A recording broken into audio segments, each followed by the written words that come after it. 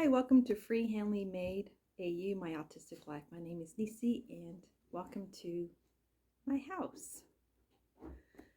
So, I've heard many creators who create things with their hands and who do DIYs and crafts and knitting and crochet. We all share our wonderful projects, our finished objects that come out, and it's not very often that you'll see a video on something that didn't work out that you've worked on. But the ones I have seen are from some friends of mine who don't just show the things that they're happy with, but they show the things that didn't come out the way they wanted, or they share challenges they had with making something. So this is going to be one of those videos, and I think it's important. It's not so much of a review of a product, although it kind of is. It's really a hey, heads up, you may have this issue. Okay, so normally when I do amigurumis, I use the brand Polyfill, and I normally get it either at a Walmart or a Joann's. Several months ago, I don't know if you guys remember, but I was doing a commissioned amigurumi cow, and I had run out of Polyfill. Joann's was out, Walmart was out. Nobody had that brand of Polyfill. So I went onto the Michael's website and they had Polyfill. It wasn't the brand name Polyfill. It was the loops and thread Polyfill. And it looks like this. This is what it looks like. Okay. And you know, hindsight being 2020, I didn't think that Polyfill would be different from each other. You know, I just thought, Polyfill's Polyfill, right? If you're a new crocheter, just know that's not the case. It's not the same. I knew I was going to have some issues right when I took it out of the bag. And even when I worked on that cow, I had a very hard time with it. But the cow was a little easier because it had different shapes to the cow, and I was able to manipulate the Polyfill. And the cow actually turned out, it met my standards.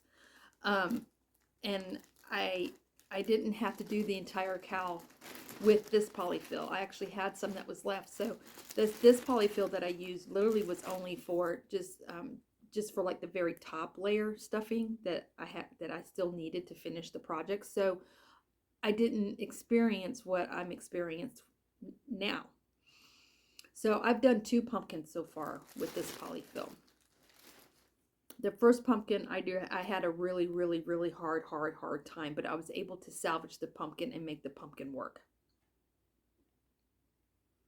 And I think the reason for that is because that pumpkin was a lot smaller than this pumpkin I'm fixing to show you. So it was a little easier. It was less area to deal with. Some of you are going to look at this and you're going to say, that pumpkin's fine. There's nothing wrong with that pumpkin. Pumpkins are lumpy anyway. A natural pumpkin is lumpy. You see the lumps? You see how uneven that is? There is no smoothing that out. I've tried smoothing it out. I've tried to reshape this pumpkin and it's not happening. And the Polyfill is just bunching up on the inside and I am upset. Why is that happening? Well, let me pull out what I have left. Now, John Boy, I believe, has used this Polyfill. When you get this Polyfill, it's literally like a flat blanket. Now, this looks like this because like John Boy, I was working out the Polyfill, trying to get it fluffy, trying to work it out, trying to get it to where it isn't so condensed and so hard to work with. But this Polyfill, the fiber itself is not the same as the name brand stuff. This is very condensed. It's very rough. It doesn't shape very, look at this. It doesn't shape very well. And when it does shape, it shapes very clumpy. It's not light and it's not airy like the other Polyfill. That is the issue of this Polyfill. It is not easy to work with. It lumps up. It's not airy. It's not light like the other polyfill. And because of that, it's going to give you some challenges depending on what project you're working on. Okay, just know that up front before you buy it. I don't want you to have to go through what I'm going through right now. So now I have 2 big bags full of polyfill that I absolutely cannot use. So what am I going to do with this pumpkin that I'm just not happy with? I am going to be tearing this apart. I'm taking all the polyfill out and get all the polyfill out of the yarn as much as I can. Throwing that polyfill away. This is going in the dump. I wouldn't even donate this to somebody. That's how much I'm unhappy with it. I'm just weird like that. Anyway, I'm tearing this apart and I'm going to salvage as much of this yarn as I possibly can. And what I'm going to do with this yarn is, once I have to tear a pumpkin apart and start it over, I don't use the same yarn when I go redo the new pumpkin. I use a whole new skein, because when you do pumpkins, you want the yarn to be fresh so that you can shape. Once you do the panels, especially since this is not worked in the round, you want to be able to shape that pumpkin. And you want the yarn to look smooth and nice. Once you start taking and having to tear apart a project and frog it, the yarn, I physically see a difference in that yarn, and it bothers me. So what am I going to do with the salvage yarn that I salvaged from this? Well, I'm going to tell you what I'm going to do. Our school has a lot of poverty-stricken children who either their parents can't afford winter clothes, or unfortunately there are some children who unfortunately have either neglectful parents or neglectful guardians, and they choose to use their money elsewhere instead of getting what that child needs. That is the reality of the area that I live in. So, and I haven't really shared this with you guys, and I really don't know why, but I have yarn that I have reserved, and I need to get on it. So I need to get these last few projects done, because it's snowing outside right now. So I'm already late getting this stuff donated. But I got to whip up some hats and some scarves for our students, and I'm donating them to our school counselor, and our school counselor is the one that passes these items out. So like if a kid comes to school and it's like below 0 and they have no scarf or hat or gloves to wear, they send them to the counselor's office, and the counselor hooks them up with some wearables to keep them warm. And so that's what's going to happen with this yarn. So, takeaway. Is this a bad review on Michael's? Absolutely not. Is it necessarily a bad review on the loops and threads polyfill? No, it's not, because that polyfill is probably perfectly fine for pillows and blankets, because with pillows you can just cut the square that you need, double it up, stuff it, and you're good, you're done.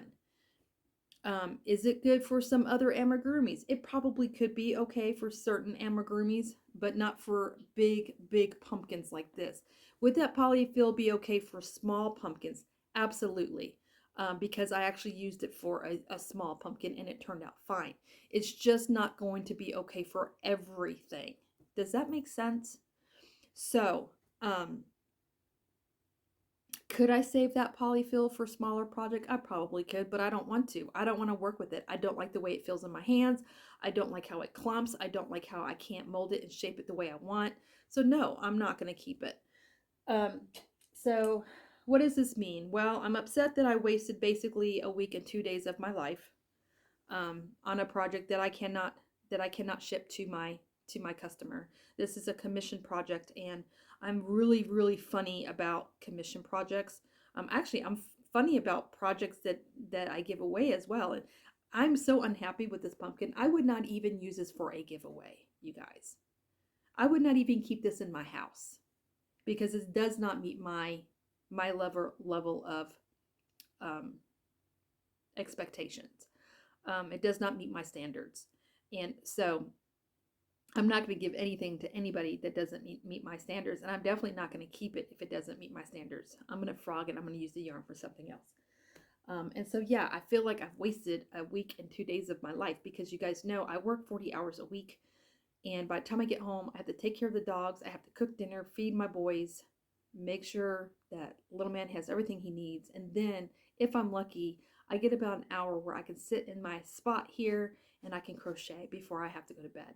And I can't stay up late at night anymore like I used to and just crochet through the night because I work. I have to get up at 5 a.m. every morning, Monday through Thursday. So I get about an hour to crochet every night. That's why it took so long to make this, because of that. And then, of course, I have my Fridays, which unfortunately recently has been spent at the dealership getting my vehicle fixed, and I still have more repairs to have done on that. So now when I'm at the dealership, I do bring crochet with me to do. Um, but, and I do crochet, I crochet on Fridays and I crochet on Saturdays. And so Monday through Saturday, I work on commissioned projects. Sunday I take off, and Sunday is for me and for my family. So if I do crochet on a Sunday, it's going to be on something that I'm making for myself or something that I'm making for my family, not something that I've been paid to do. Does that make sense? I have to have at least one day off. So with that said, I'm starting over on Monday on these 2 pumpkins. One and my person who this pumpkin is for is going to get to choose which pumpkin they want, and the pumpkin that's left over, well, I'm not telling you. It's going to be used for something very special. So I already have the leftover pumpkin. I already have a plan for it, and you guys aren't going to know what that plan is until it's done and over with. So sorry. It is what it is. Anyway, I need to go. We got to head out into the snow and head to church and then head to the city so I can get this situation resolved. So Monday after work and after my mom and wifey duties, I can actually start on this pumpkin from scratch. So just know that not all polyfill is the same. Just know that. And know what kind of project you're doing before you purchase your polyfill. And if you're doing a pumpkin, amigurumi pumpkin, or any kind of amigurumi that has a lot of depth and space that you need to fill, loops and threads not going to be the one your go-to for polyfill. You need to stick with the name brand polyfill because it's nice, it's light, it's airy, it's easy to manipulate. It's not condensed and thick, and you know what I mean? All right, so just know that up front. Learn from my mistake is what I'm trying to say. And yes, I manipulated it just like John Boy did. I did all of that. It didn't, you guys can see what happened. It did not work. So the proof is in the pudding, so to speak. I don't understand that saying. And where did I get that? I got that from somebody in my family. The proof is in the pudding.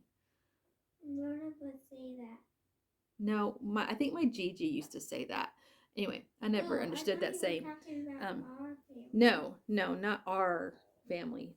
I got that from a relative. The proof is in the pudding. If y'all know what the proof in the pudding means, let me know. Because I'm thinking pudding. Pudding is pudding. You eat it. Anyway, I don't know. Squirrel. I'm going off topic. So that is it for this video.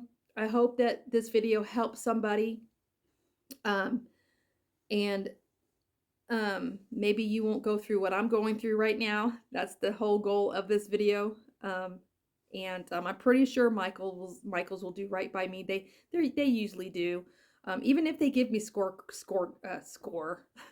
Even if they give me store credit, I'm good with that because I shop at Michael's all the time for a lot of my stuff. I mean, they have yarns that I love, so I will use that store credit. I don't need the cash. I'll even be happy with store credit.